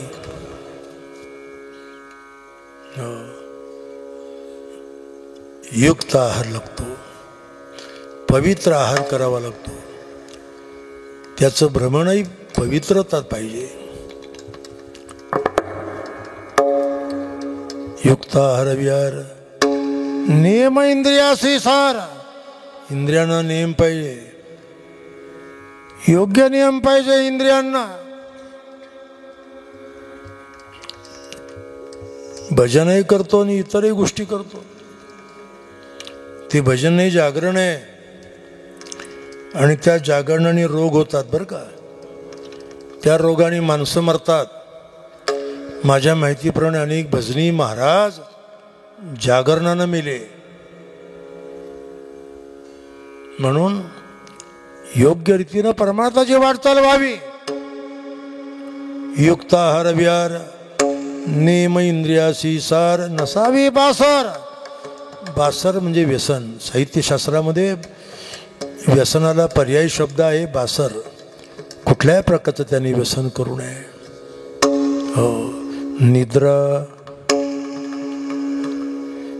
निद्रा फार वाईट. बहुभाषण, निद्रा आवश्यक आहे पण बहु फार झोप बर का तुका. अल्प निद्रा पाहिजे. भल्या पहाटे नक्षत्र असताना उठला उत्तम.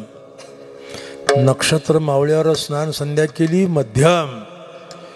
सूर्योदयानंतर स्नान संध्या केली कनिष्ठ. उत्तमा तारकोपेता, मध्यमा लुप्त तारका, कनिष्ठा सूर्य सविता, प्रार्थ संध्या तिदा स्मृता. शास्त्राने सर्व क्रम दिले आपल्याला. त्या त्या काळाचं महात्म्य. मर्यादित प्रकारची निद्रा आवश्यक आहे. शरीराला स्वास्थ्य मिळण्याकरता निद्रा आवश्यक आहे, पण मर्यादित सुयोग्य पद्धतीची. बहुभाषण, ज्या वाणीनं माणसं भजन करतात, कीर्तन करतात, त्या वाणीनं बोलू नये ते बोलतात. म्हणून साधकाची वाणी कशी पाहिजे? अनुद्वेगकरं वाक्यं सत्यं प्रेमहितं च यत् स्वाध्यायाभ्यसनं चैव वाङ्मयं तपोच्यते. आटोवेगविंदाण अशा शंका प्रतारण हे संन्यासिले अवगुण जय वाचा.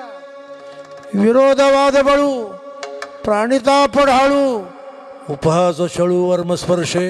ज्ञानेश्वरांचा ज्या वाणीचं उपयोगानं आपल्याला देवाची प्राप्ती होते त्या वाणीचं पावित्र्य आपण ठेवलं पाहिजे. मधुरा वाणी होती तुका म्हणे वाव पोटी.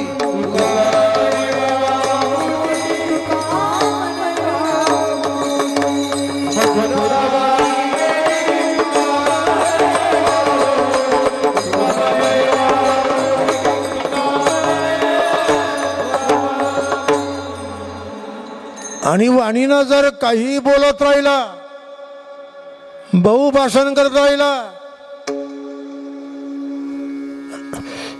बरळ ती बरळ कया कैसा गोपाळ पावे हरी नाही का. म्हणून निद्रा बहुभाषण नाही. महाराज म्हणतात परमार्थ महाधन परमार्थ महाधन जोडी देवाचे चरण जोडी देवाचे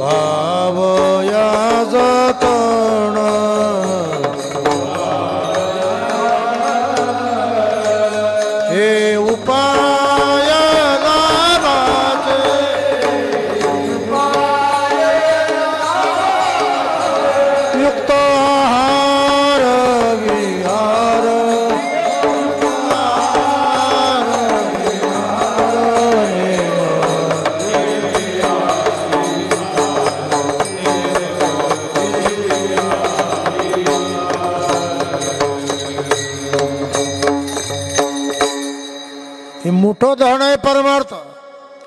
इतर धन आहेत पण त्या धनाच्या बाबतीत काही दोष आहेत.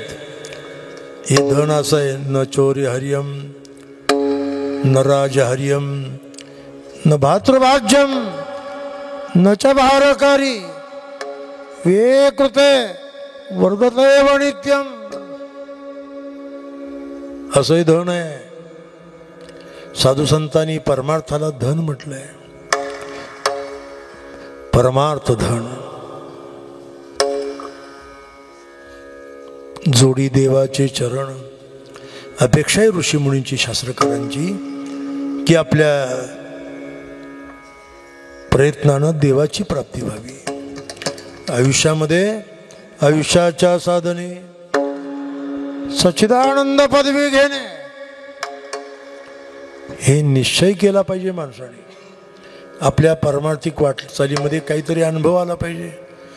मी खरं सांगतो आपल्याला आयुष्याची 50 वर्ष कीर्तन करतो आणि महाराष्ट्रातील 500 गावाला माझे जनसंपर्क आहे. पण त्या गावातले वारकरी मी त्याच वर्गात पाहतो. परमार्थात वर्ग बदलावा लागतो नाही का. वर्ग बदलणं म्हणजे पहिलीतला चौथी, चौथीतला सातवी, सातवीतला मॅट्रिक, मॅट्रिकचा पदवीला पदव्युत्तर, डॉक्टरेट. वर्ग बदलत गेला पाहिजे का आयुष्यावर पहिलीच. ठीक आहे हो. परमार्थाला आरंभ करताना तालास्वरातलं भजन चालू दे आपलं. पण वैखरीचं भजन आपला उद्धार करू शकत नाही. महाराज म्हणतात जरा तुमचं भजन चिंतन जरा वर्ग बदला. नाम धरा कंठी विठोबाचे. 4 वाचा आपल्याला. नाभिस्थानात परा नावाची वाचा आहे. हृदयस्थानामध्ये पश्यंती आहे. कंठस्थानामध्ये मध्यमा आहेत. आणि मुखामध्ये वैखरी. ज्याने त्यांनी खात्री करून घ्या आपलं भजन कुठे चालू आहे नेमका. प्रत्येकाला परमार्थाची वाटचाल वर्ग कळाला पाहिजे, श्रेणी कळाली पाहिजे. नाम धरा कंठी म्हणजे मध्येनं जप करा, एवढ्यावर थांबू नका. हृदय मंदिरी स्मराकारी वर्ग बदलण्या तेवढ्यावर थांबायचं नाही. परे होऊन परते घर तेथे निरंतर.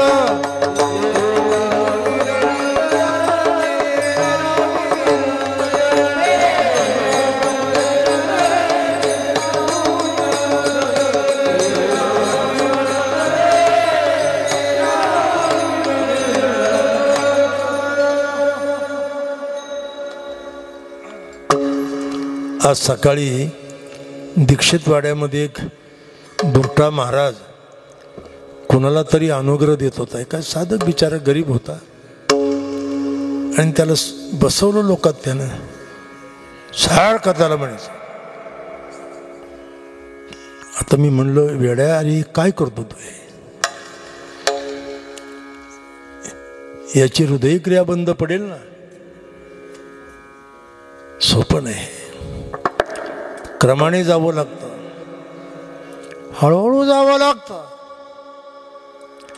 महाराज म्हणता बाबा परमार्थ महादण जोडी देवाचे चरण वावया जतन हे उपाय लाभाचे.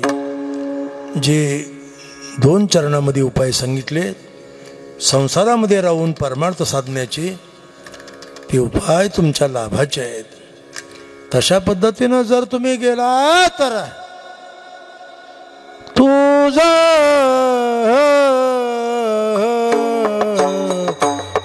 भावा आहे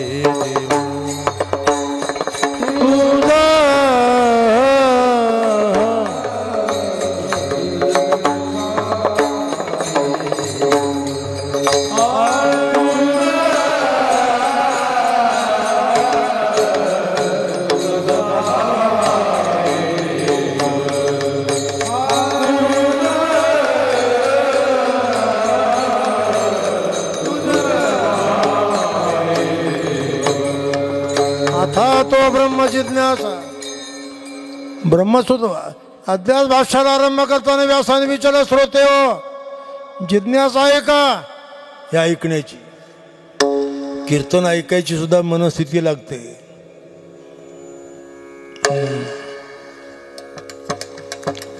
श्रोत्यांची मनस्थिती नसेल तर वक्त्यानं बोलू नये.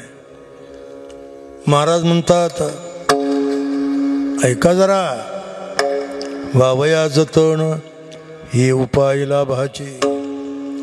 लाभाचे उपाय फल देणारे उपाय आहे. आपल्याला आत्मसाक्षात्कार करून देणारे, आपल्याला ईश्वराची अनुभूती देणारे हे उपाय आहेत. सर्वात मोठा उपाय आहे. हो, देह समर्पिजे देवा, देह समर्पिजे देवा.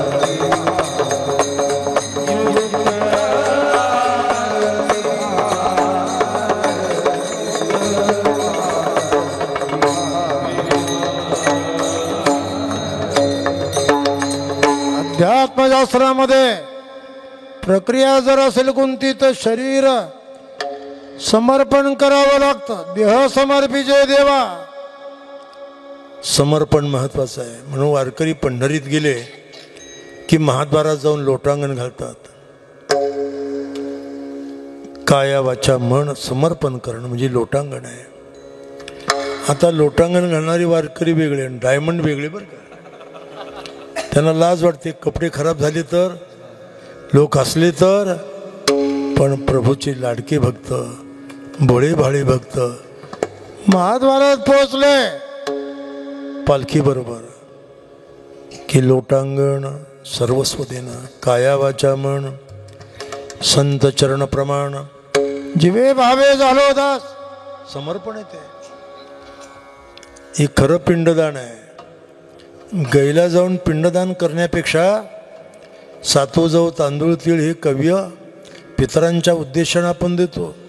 पण शास्त्रकार म्हणतात तुमचं पिंड पितरांच्या उद्धाराचं खरं पिंडदान देह समर्पण आहे. गळ्यात तुळशीमाळ घालायची म्हणजे काय? देह समर्पण येते. शरीरावर तुळशीपत्र येते. तादात्म्य रहित अवस्था होणं, अध्यास शून्य अवस्था होणं. शरीर मी आणि शरीरासंबंधी मम, अहम आणि मम या दोन अध्यास जाण्याकरता देह समर्पिजे देवा. परमार्थ तसा कसा मिळेल? जोपर्यंत देह समर्पण होत नाही तोपर्यंत देवाची अनुभूती नाही. ऐक शेवटचं प्रमाणे आता. देहाच्या निरसणी पाविजे आठाया, देहाच्या निरसणे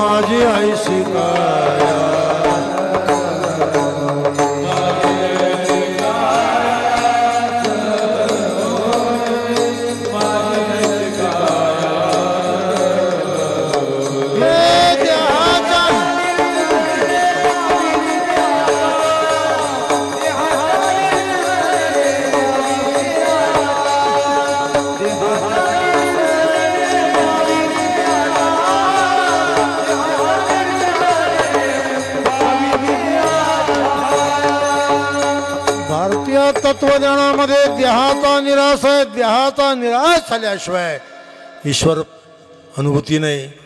शरीर तादात्म्य आहेत. ही अवस्था जी होतात ना साधकांना, शरीर तादात्म्य रहित होतात. ते अहम मम दोन्ही जातात. शरीर मी आहे, शरीरासंबंधी मम आहेत. अहम आणि ममाध्यास प्रभूला अर्पण केल्याशिवाय देह समर्पिजे देवा. हे प्रभू, मी शरीर नाही, या देहाचा द्रष्टा मी आहे. मी स्थूल देह नाही, सूक्ष्म देह नाही, कारण देह मी नाही. मी अन्नमय, प्राणमय, मनोमय, विज्ञानमय नाही. जागृती, स्वप्नी, सुषुप्तीतला मी नाही.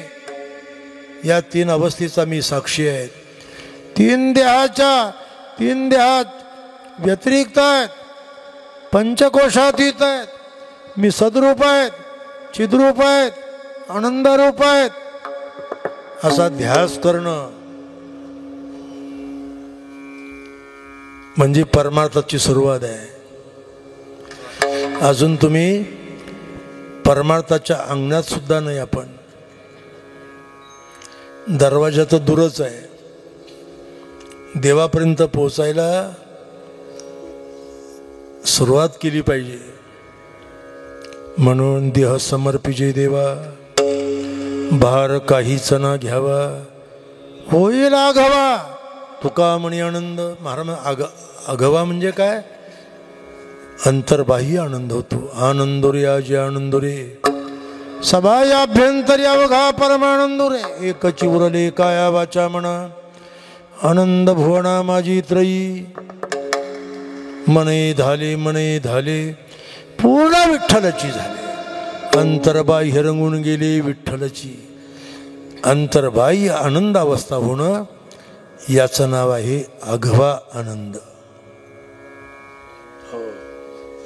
कशाने होईल? देह समर्पिजे. देह समर्पण याचा अर्थ एवढाच आहे. आणि म्हणून याही दृष्टीनं हा विचार या ठिकाणी महाराजांनी केला. उत्तम साधक आहे ते, एक निष्ठावंत पंढरीचे वारकरी आहेत, नामधारक आहेत. बाल्या पहाटपासून जागरापर्यंत ईश्वराचं ते प्रणिधान करतात. त्यांच्या धर्मपत्नी सौभाग्यवती शैलाताई, कन्या आरतीताई, स्वतः महाराजांनी व्रतस्थ जीवनात नर्मदेला दोन्ही बाजूने परिक्रमा केली. आता नर्मदेचं स्वतंत्र आख्यान आहे. राजा शोणद, सोनभद्र अपमान केला नर्मदेचा. संतापले बिचारे. प्रेमी वाह होणार होता सोनभद्रा बरोबर, नाही का? समाचार घ्यायला दाशी पाठवली, पण दाशीचं सौंदर्य पाहून राजाला वाटलं हीच नर्मदा आहे, म्हणून तिच्याबरोबर तो रथ झाला. बराच वेळ झाला दाशी आली नाही, म्हणून नर्मदेला आश्चर्य वाटलं. स्वतः बघायला गेली आणि आपली दासी आणि आपला नियोजित पती राजा सोनभद्राला एकत्र पाहून संतापली आणि निश्चय केला आजन्म ब्रह्मचारी राहील. आणि संतापानं ती द्रवरूप झाली आणि अवखळलेल्या संतापलेल्या अवस्थेमध्ये तिचा प्रभाव सुरू झाला. अमरकंटक पासून आरंभ झाला. ओंकारेश्वर, पुढे मिठाई तलाव, आखात.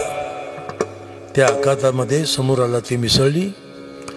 आता तिला ओलांडून जाता येत नाही, म्हणून समुद्र आणि नर्मदेचा जिथे संगम होतोय त्या संगमातून मला वाटतं बरंच मोठं अंतर ते आहे. तेवढं अंतर होडीनं जायचं. आणि त्या होड्या म्हणजे काय बोटी की काय? त्या अहो मोठ्या गमती त्या होड्यांच्या.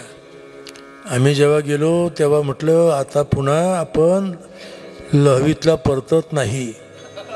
हो, 7-8 तास बिचारी नावाडी पलीकडे गेले की पुन्हा प्रवास. मोठा प्रवास आहे हा. तो त्यांनी पार पाडला, योग्य रीतीनं पाडला. आरोग्य चांगलं ठेवलं. आमच्या शैलाताईचं वजन थोडं कमी झालं असं कळलं मला. वाढेल बरं का, आणि तुमच्यापेक्षा त्यांचं वजन कमीच पाहिजे, नाही का? पण तरीसुद्धा अध्यात्म ज्यांचं परमार्थात वजन कमी होतं शरीराचं, त्याचं देवाजवळ वजन वाढतं बरं का, असा त्याचा अर्थ आहे. निश्चितपणे त्यांनी आहार अल्प ठेवला असावा, नाही का? खूप खाल्लं की वजन कमी होत नाही, वजन वाढत राहतं. आता आमचे माधवदास महाराज राठी गेलेत. आता मला तर मोठी शंका आहे ती त्यांना किती चालवत असेल, पण आता मला कळलं की ते अमरकंटकाच्या जवळ गेलेत. महाराज अभिनंदन आहे तुमचं, खरं आहे. लक्षात ठेवा, भाग्य लागतं बघा. भाग्याशिवाय गोष्टी घडत नाही. नेहमी बनाजी महाराजांच्या कपाळाकडे मी बघत राहतो. आता मला छंद आहे लोकांचे कपाळ हात पाहायचं.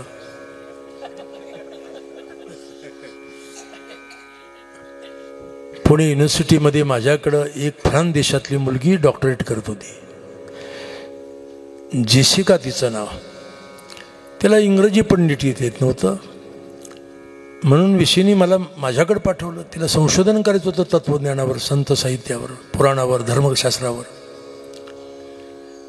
तिच्या दुभाषिकाला सांगितलं पहिल्यांदा या मुलीला मराठी चांगलं शिकू दे, मग मी अभ्यास दिला तिला. तिनं अस्खलित मराठी शिकली चांगली, उत्तम. 2 वर्ष पुण्यात राहिली ती. आणि पुणे युनिव्हर्सिटी पुढे तिने आपला शोध निबंध मांडला.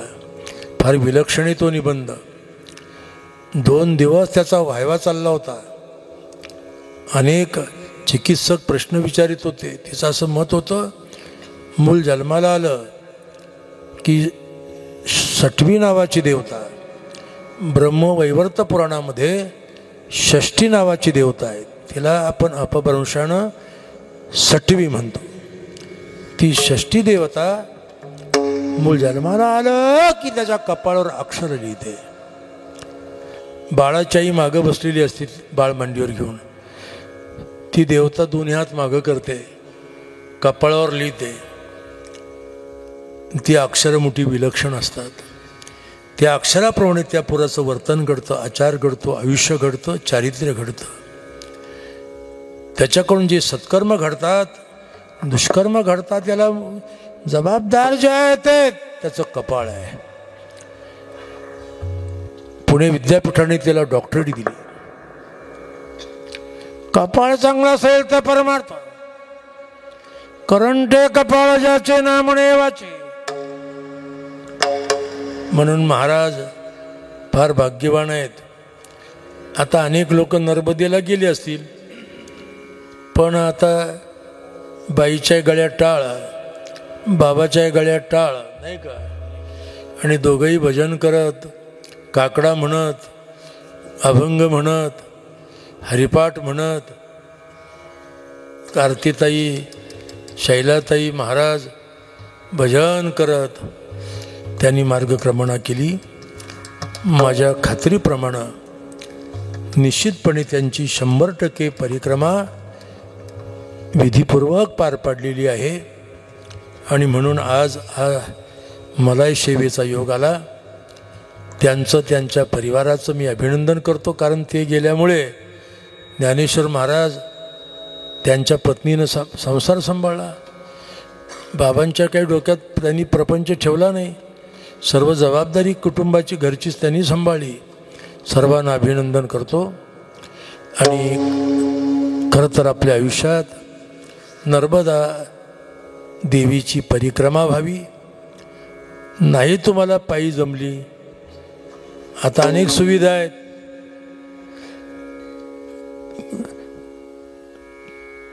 त्याने तुम्ही जाऊ शकता. कोणी सायकलवर जातं, कोणी मोटारसायकलवर जातं, कोणी कारने जातं. उद्या तुम्हाला इच्छा झाली तर हेलिकॉप्टरही घेऊन जाऊ शकता तुम्ही.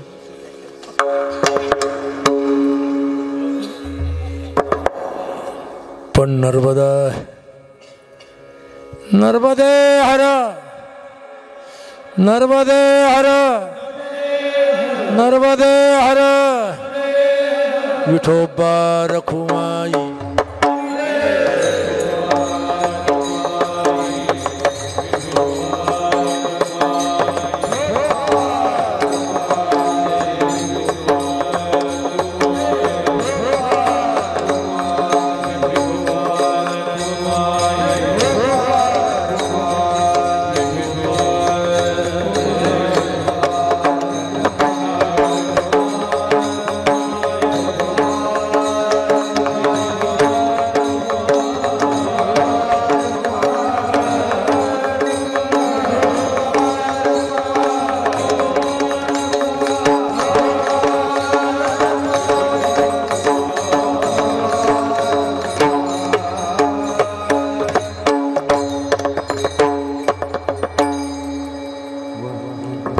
तुमचं पूजन आम्ही करायला पाहिजे होतं, पण आता मी प्रवासात आलोय, त्र्यंबकहून आलोय. आणि आता पहाटे मुंबईला जाऊन विमानाने प्रयागला जायचे मला. दुसराही त्यातला महत्त्वाचा भाग नाशिक कृषी उत्पन्न बाजार समिती या ठिकाणी आमच्या हरिभक्तीपरायण आदरणीय महाराजांनी, बनाजी महाराजांनी 30 वर्ष 11 महिने 11 दिवस निर्दुष्ट पद्धतीनं सेवा केली. कुठल्याही प्रकारची आपत्ती येऊ दिली नाही, काही तक्रार नाही, कुठला मेमो नाही. आता मेमो मिळाला असेल एकाच कारणाकरता तुम्ही पंढरपूरला गेले न विचारता. काम सोडून पंढरीला गेलात, तेवढंच कारण घडलं असेल कदाचित, नाही का? आता खरं तर मेमो देणारे XYZ, त्यांचं मी काय वर्णन करावं, पण आमच्या महाराजांनी मनस्थिती बिघडू दिली नाही, मनात विषाद धारण केला नाही, वैषम्य ठेवलं नाही, आनंदाने त्यांनी आपली सेवा पार पाडलेली आहे आणि ते सेवानिवृत्त झालेले आहेत. त्यांची सेवानिवृत्ती नर्मदेची परिक्रमेची अनुष्ठान सांगतात, तपश्चर्या सांगतात. त्यानिमित्तानं नर्मदेचं महापूजन, भजन कीर्तन, वारकऱ्यांचं पूजन असा मोठा कार्यक्रम आज सुरू झाला आहे. याचा आपण सर्वांनी लाभ घ्यावा. खरं तर आता संगीत अलंकार शिवराम महाराज बोराडे, संगीत विशारद आमचे संदीप महाराज लोहकरे, संदीप विशारद तुकाराम महाराज, मृदंगाचार्य आमचे ऋषिकेश महाराज, नाही का, प्रणय महाराज, दुसरे प्रतीक महाराज. सध्या महाराष्ट्रामध्ये बाबा लोकांचं मोठं पीक आहे. पूर्वी आपल्या भागात औषधाला पखवाजा मिळत नव्हता. आम्हाला सप्ताह करायचा म्हणलं तर उस्मानाबाद, बीड, लातूरून आणायला लागायचे. पण आता मोठं पीक आहे, चांगलं आहे. संस्काराची गरज आहे देशाला. शपथविधी समारंभाकरता माननीय मुख्यमंत्री देवेंद्र फडणवीसांनी आम्हाला बोलवलं होतं द्वाराचार्य म्हणून. शपथविधी झाल्यानंतर दुसऱ्या क्षणाला ते आमच्या मंचावर आले. पहिल्याच रांगेत मी होतो.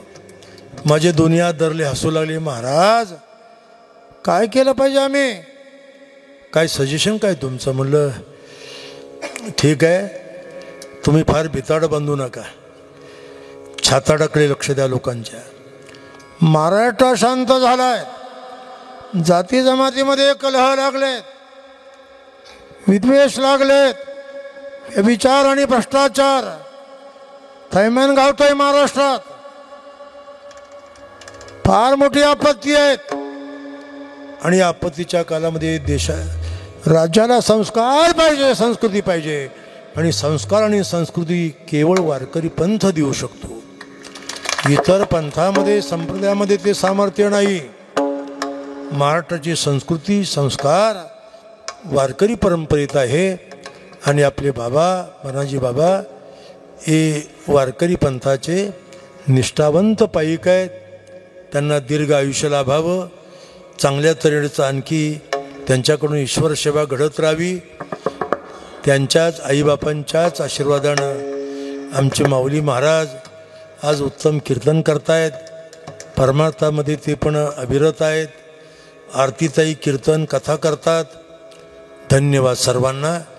सर्वे वै सुखिनः सन्तु, सर्वे सन्तु निरामयः, सर्वे भद्राणि पश्यन्तु, मा कश्चित् दुःखमाप्नुयात्. निवृत्ति ज्ञानदेव